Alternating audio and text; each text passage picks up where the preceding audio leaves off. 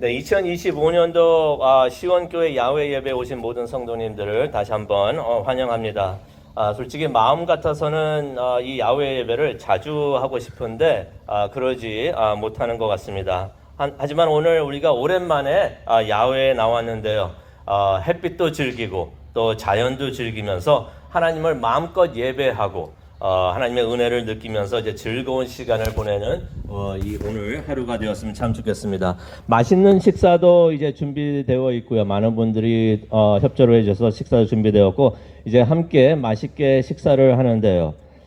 그런 생각이 듭니다. 야외에서 함께 음식을 나누는 것에는 뭔가 특별한 게 있지 않는가 그렇게 생각이 듭니다. 소풍을 가거나 아니면 야외 예배 등 밖에 나와서 무엇을 먹을 때 그 음식이 더 맛있는 것 같네. 맞습니다. 더 맛있는 것 같습니다. 함께 하는 음식에는 뭐가 좀 더 들어가는 것 같아요. 무슨 뭐 특별한 MSG가 들어가는 것 같아요. 사랑 MSG가 들어갑니까? 기쁨 MSG도 있고요. 또 웃음 MSG, 친구, 교우, 함께라는 그 MSG가 들어가서 밖에 나와서 이런 야외 예배나 소풍을 할 때 우리가 음식을 나눌 때 더 맛있지 않는가 생각이 듭니다. 함께 나와서 웃으면서 식사하고 친교하는 게 이게 하나님의 은혜인 줄로 믿습니다. 말씀을 준비하면서 그런 생각이 들었어요. 그렇게 못하는 경우도 있을 수가 있고 교회도 있을 수가 있는데 우리는 함께 모여가지고 기뻐하면서 식사를 할 수 있고 교제를 할 수 있고 예배를 드릴 수 있다는 게 이게 하나님의 은혜가 되는 줄로 믿습니다. 오늘 요한복음 6장 1절부터 14절까지의 말씀을 나누려고 하는데요. 예수님과 제자들도 어떻게 보면 비슷한 상황에 있었습니다. 사람들이 예수님을 따라가지고 마을 밖으로 옵니다. 먼 장소까지 나오는데 어디로 왔냐면 갈릴리 호수 근처에 있는 동산입니다. 그곳에는 마을도 없었고요. 지금도 마을이 없어요. 식당도 없고 시장도 없고 무슨 뭐 푸드트럭도 그런 것들도 없고 아시다시피 그들에게 있었던 것은 무엇이었습니까? 다 아실 텐데 그들에게 있었던 거 물고기 2마리. 이거 처음 들으시는 이야기세요? 진땀이 갑자기 확 났어. 네, 물고기 2마리하고 떡 5개 가졌던 것입니다. 근데 그것을 예수님에게 드리니까 그것이 예수님의 손에 들어오니까 놀라운 기적이 일어났던 것을 우리가 보게 됩니다. 수천 명이 뭡니까? 어쩌면은 한 2만 명까지도 있었을 것 같은데 그 많은 사람들이 함께 먹으면서 잔치를 벌이는 그런 일이 일어났던 것입니다. 오늘 그 이야기를 우리 한번 보려고 합니다. 오늘 이 이야기는 오병이어의 사건으로 우리가 잘 알려져 있는데요. 아셨나요? 성경에 보면은 사복음서에 예수님께서 행하신 기적들이 많이 기록이 되어 있는데 한 기적만 사복음서 4군데 다 기록이 된 게 있습니다. 딱 한 개만 그렇습니다. 그게 무엇일까요? 그게 바로 오병이어의 기적인 것입니다. 그렇다면 우리가 뭘 알 수 있냐면 이 기적이 참 중요하구나. 중요했기 때문에 마태복음에도 있고 마가복음에도 있고 누가복음에도 있고 요한복음에도 있는 것입니다. 1절을 보게 되니까 예수님께서 갈릴리 호수 건너편으로 가셨다라는 말씀이 나옵니다. 여기 보면은 솔직히 갈릴리 바다가 아니에요. 호수입니다. 호수인데 성경에 보면은 바다라고 나와 있는데 왜 그러냐면은 그게 바다같이 넓어요. 그래가지고 성경에서는 어쩔 때는 갈릴리 바다라고 부르는데 넓기 때문에 그랬던 것을 우리가 보게 됩니다. 사람들이 그곳까지 예수님을 따라온 것이에요. 그러면서 왜 따라왔는가? 예수님이 행하는 기적을 보기 위해서, 또 예수님께서 전하시는 말씀을 듣기 위해서 많은 사람들이 거기 올라왔다는 것입니다. 그래서 예수님께서 거기를 가셨는데 거기에 성경에 보니까 요한복음에 보니까 산에 올라가셨다는 말씀이 있어요. 근데 솔직히 산이라기 보기에는 보다나 거기는 크고 넓은 언덕에 가깝습니다. 언덕에 계셨던 것이. 그렇기 때문에 산이라고 하면은 산을 타고 올라가다 보면은 많은 사람들이 있을 수가 없어요. 하지만 그게 넓은 언덕이었던 것이에요. 그래서 수천 명이 있을 수가 있었고, 어떻게 보면은 한 수만 명, 2만 명 정도가 그 자리에 몰려 있었던 것입니다. 그런 많은 장소가 됐던 것이에요. 근데 5절을 보니까 성경에 이런 말씀이 있습니다. 예수께서 눈을 들어 많은 사람이 오는 것을 봤다라는 말씀이 있습니다. 사람들이 오는 것을 예수님께서 보셨다는 것이에요. 근데 그곳에서 예수님께서 사람들이 오시는 것을 보셨는데 그 과정에서 예수님께서는 무엇을 보셨을까요? 사람들이 많이 오는구나, 그것을 보셨다는 게 아니에요. 예수님께서는 그 상황에서 그 사람들의 필요를 예수님께서 보셨던 것입니다. 예수님께서는 그때 그 많은 사람들의 needs를, 필요한 것들을 예수님께서는 보셨다는 것이, 갈구하고 있는 것을 보셨다는 것이에요. 성경에 보게 되면은 이 사람들이 오면서 배고픕니다 말을 했다는 기록이 없어요. 왜 없었을까요? 그런 말을 한 사람들이 없었기 때문에. 사람들이 말은 하지 않았지만은 속으로 배고파하는 것을 예수님께서는 보셨던 것이에요. 그래서 예수님께서 그 많은 사람들이 있는 걸 보시면서 이 사람들이 배고파하는구나, 그것을 예수님께서 보셨다는 말씀입니다. 예수님께서는 우리의 마음을 보시는 줄로 믿습니다. 우리가 말을 하지 않아도 마음 깊은 곳에 간직하고 있는 간절함, 그 간절함을 예수님께서 보시는 줄로 믿습니다. 마음의 아픔이나 상처나 영적 갈망, 그런 것들 예수님께서 다 보시는 줄로 믿습니다. 성도님은 지금 마음에 어떤 필요를 가지고 계십니까? 그거 예수님께서 보고 계시는 줄로 믿습니다. 아멘. 그리고 그 갈망, 그 간구하는 것 예수님께서 다 해결해 주실 줄로 믿습니다. 예수님께서 그 수많은 사람들을 보시면서 5절에 보니까 빌립에게 질문을 하십니다. 우리가 어디에 가서 빵을 사서 이 사람들을 먹일 수 있을까? 개역개정 보면은 떡이라고 그랬는데 떡이 아니고 빵이었던 것이에요. 빌립에게 물어보신 것은 빌립이 그 지역 출신이었던 것이에요. 그렇다면은 이 근처에 시장이나 무슨 식당이 있는지 그거를 물어보셨는가? 어디에서 이 많은 빵을 구할 수 있을까? 그걸 물어보셨는가? 근데 그게 아닙니다. 6절에 보니까 뭐라고 말씀을 하고 계시냐면은 예수님은 자기가 하실 일을 미리 알고 계셨다라는 말씀이 있습니다. 그러면서 빌립이 그런 질문을 하셨을 때 빌립이 어떻게 뭘 하려고 하는지 시험을 하셨다라는 말씀이 나옵니다. 근데 우리가 시험하면은 왠지 느낌이 안 좋아요. 시험 같은 거 좋아하시는 분 계십니까? 학교 다녔을 때 시험 좋아하셨던 분 계세요? 장모님은 좋아하셨을 것 같아요. 공부 많이 하신 분 네, 좋아하셨을 것 같아요. 저는 시험 별로 안 좋아했어요. 시험하면 느낌이 별로 안 좋은데 그럼 생각이 들어요. 사탄도 우리를 시험하는데 하나님도 우리를 시험을 하시는가? 답은 맞습니다. 하나님도 우리를 시험을 하십니다. 그런데 사탄이 하는 시험하고 하나님이 하시는 시험하고는 근본적으로 달라요.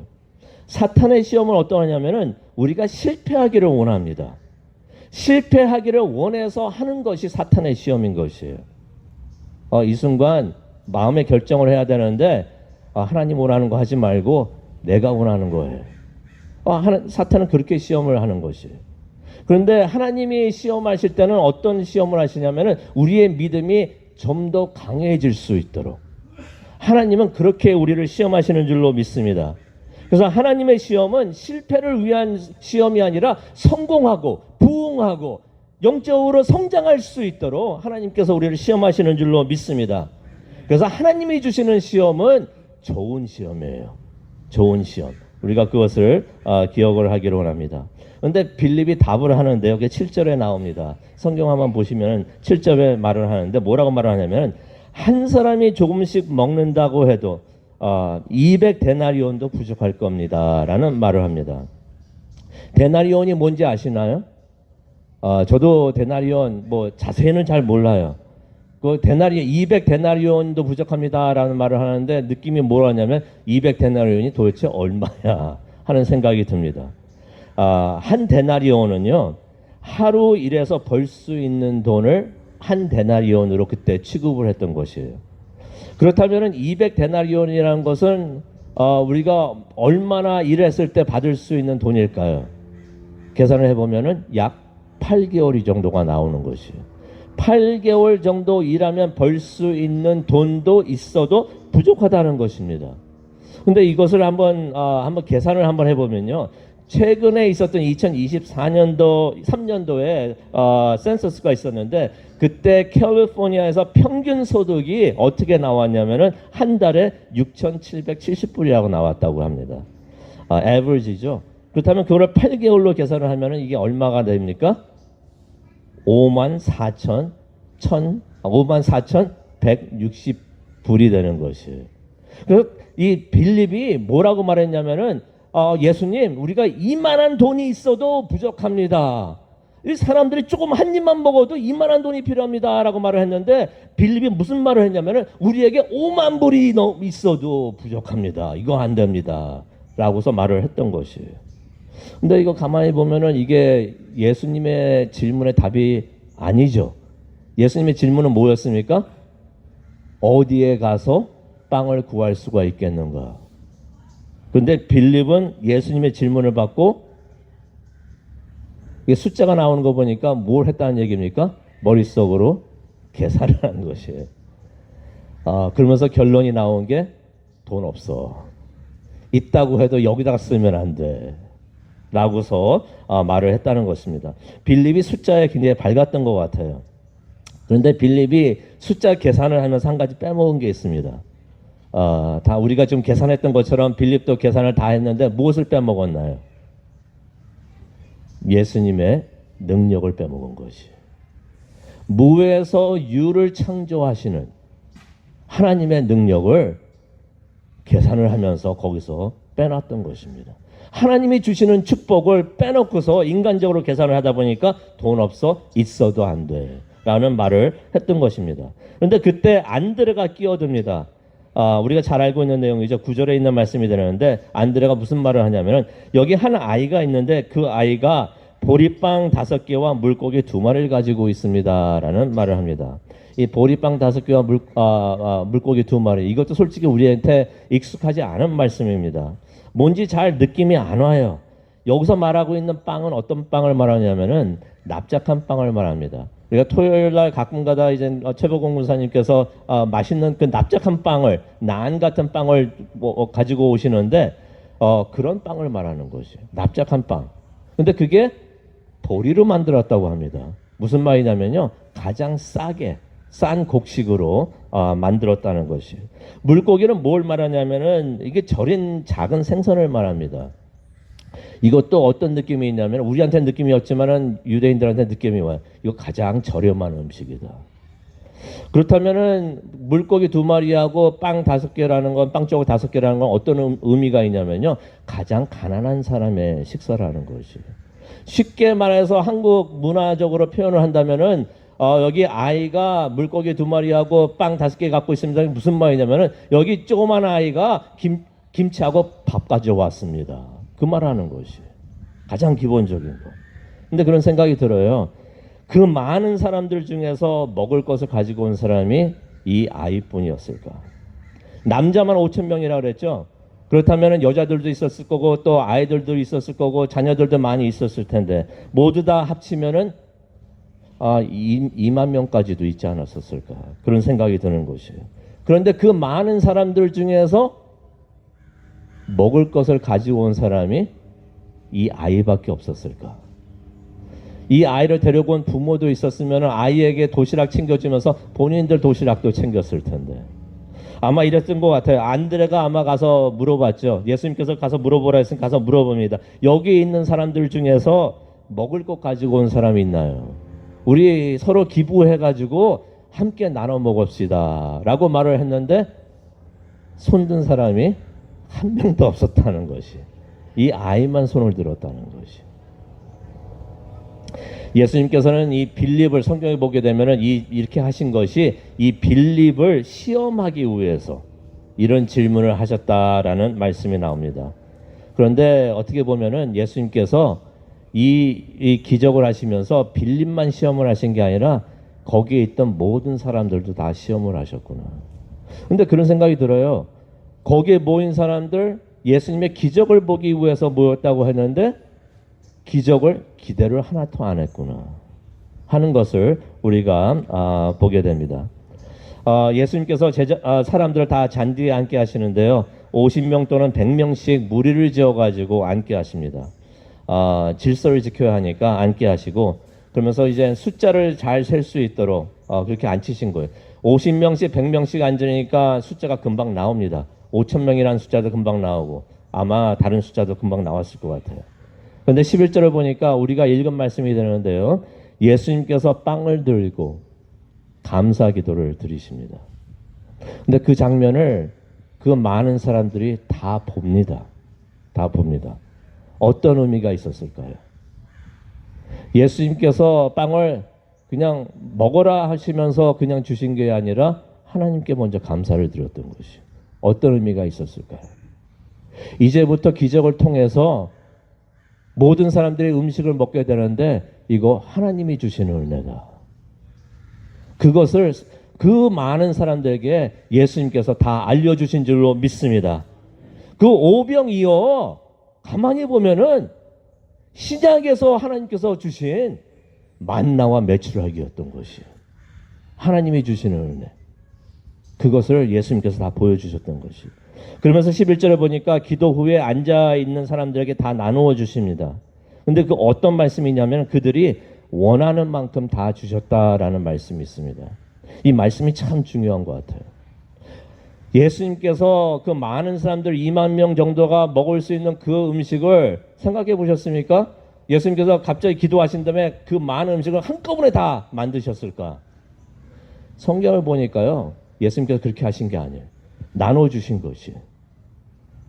제자들이 다 나눠주게 하신다면서 그렇게 하시면서 더 제자들이 와가지고 예수님 음식이 더 필요합니다.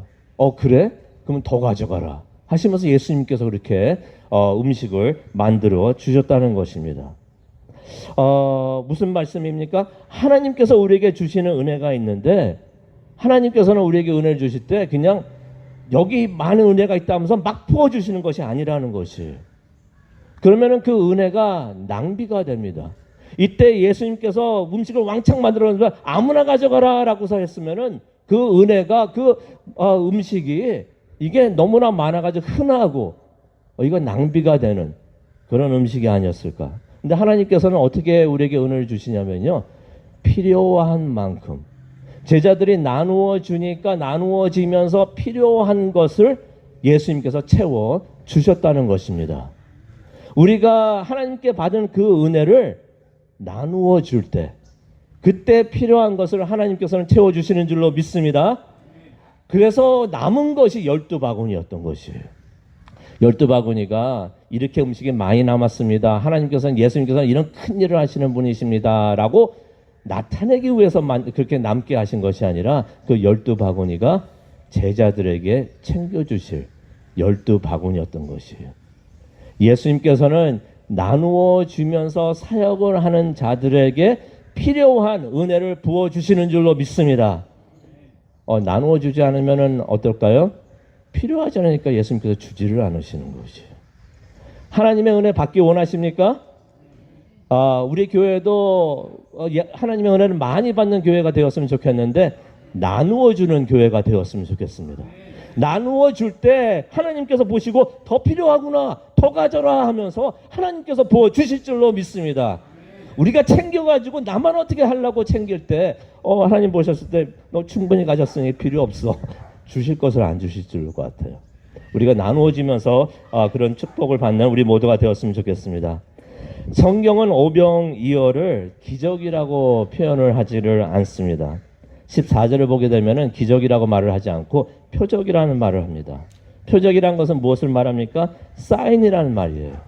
예수님이 하나님의 아들 되시고 구원자 되시고 메시아 되신다는 것을 알리는 사인이 되었다는 것입니다. 오병이어의 기적이 그것을 알리는 표적이 되었다는 것이에요. 제가 질문을 드리겠습니다. 우리가 야외에 나와서 하나님께 예배를 드리고 있는데 그 기적을 행하신 예수님을, 표적을 행하신 예수님을 성도님들은 믿으십니까? 믿으십니까? 예수님은 우리가 예수님에게 드리는 것을 무한적으로 증가시키실 수 있는 능력의 하나님이 되시는 줄로 믿습니다. 물고기 2마리였잖아요. 조그만 거. 떡 5개였고 그거 어떻게 2만 명이라는 사람 다 먹입니까? 근데 그거를 혼자 가지고 있는 게 아니라 주님께 드리니까, 예수님의 손에 놔두니까 그것이 그렇게 많이 먹일 수 있는 음식이 되었던 것입니다. 때로는 그런 것 같아요. 우리가 우리 손에 있는 것을 보면서 낙심할 때가 있는 것 같아요. 너무 적어서, 너무 작아서, 너무 볼품이 없어서. 근데 우리가 그것을 예수님 손에 드릴 때 예수님께서는 그것을 놀라운 복으로 몇 배나 증가시켜 주실 줄로 믿습니다. 쉽게 말하면 예수님은 우리가 예수님께 드리는 거, 예수님께서는 그것을 뻥튀기 해주십니다. 뻥튀기 해주십니다. 그렇다면 성도님은 예수님께 무엇을 드리시겠습니까? 시간, 은사, 능력, 자원. 우리가 무엇을 드리든 믿음으로 드릴 때 예수님께서는 그것을 더 많은 것으로, 충분한 것으로 만들어 주실 줄로 믿습니다. 오병이어요, 이 한 어린아이의 작고 적은 것이었어요. 그의 작은 믿음이었던 것입니다. 그런데 예수님께 드리니까 예수님께서 그 많은 사람들 먹일 수 있는 놀라운 축복으로 만들어 주셨던 것이, 가지고 계신 거 예수님께 드리시기 바랍니다. 시간이든 능력이든 은사이든 예수님께 드릴 때 놀라운 일이 일어날 줄로 믿습니다. 오늘 제가 나눈 이 기적이요, 사복음서가 다 기록한 오직 하나의 기적이었던 것이, 주제가 무엇입니까? 우리의 믿음, 그것이 작은 것이라도 예수님 손에 맡기면 그것이 우리에게 큰 복이 된다는 것이. 우리가 하나님께 찬양을 드리면은 하나님께서 우리에게 충만한 기쁨을 주실 줄로 믿습니다. 우리가 감사를 드리면은 예수님께서 충만한 평안을 우리에게 주실 줄로 믿습니다. 우리가 바라고 기도를 드리면은 우리가 능력의 하나님이신, 능력의 하나님을 우리가 알게 될 줄로 믿습니다. 우리 지금 찬양을 하도록 하겠는데, 우리 괜찮죠? 다 일어나셔가지고 나의 가장 낮은 믿음, 우리가 찬양을 드리도록 하겠습니다. 가사 생각하시면서 우리 찬양하도록 하겠습니다.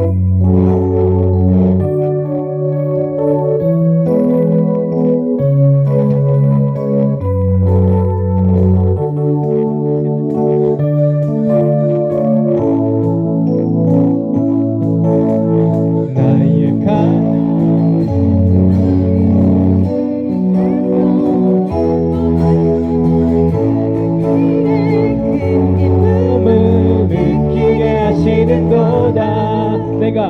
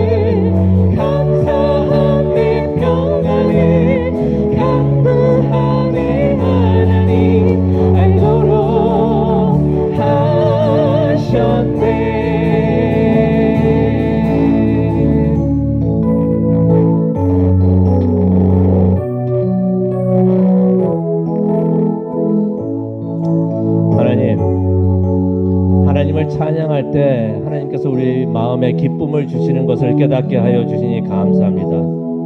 하나님께 감사할 때 우리에게 평안을 주시고, 우리가 하나님을 바라보면서 기도할 때 하나님이 어떠한 능력의 하나님이신 것을 알게 해 주시니 정말로 감사합니다. 하나님께 모든 것을 드리면서 많은 축복을 받는 우리 모두 되게 하여 주시고, 그 받은 은혜를 나눌 수 있는 우리 모두 되게 하여 주시옵소서. 이제는 우리 주 예수 그리스도의 은혜와 하나님의 크신 사랑과 성령님의 임재하심이 하나님을 바라보면서 하나님께 드려서 축복받는 우리와 우리 가정과 우리 교회가 될 수 있도록 하나님 큰 은혜 축복하여 주시옵소서. 아멘. 이 모든 말씀 예수님의 이름으로 기도합니다. 아멘.